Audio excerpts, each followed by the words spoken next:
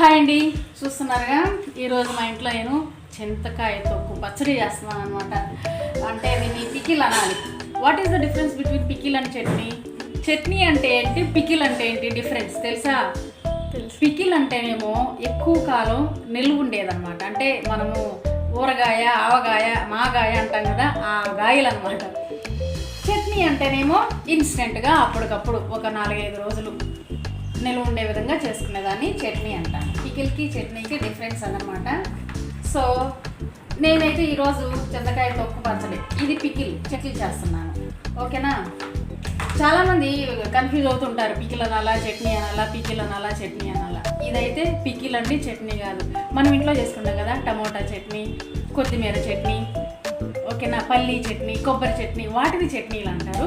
ఎక్కువ కాలం నిల్వ ఉండేవి పికిల్స్, తక్కువ కాలం నిల్వ ఉండేవి చట్నీస్. ఈ డిఫరెన్స్ చెప్దామని ఈ షార్ట్ వీడియో నచ్చితే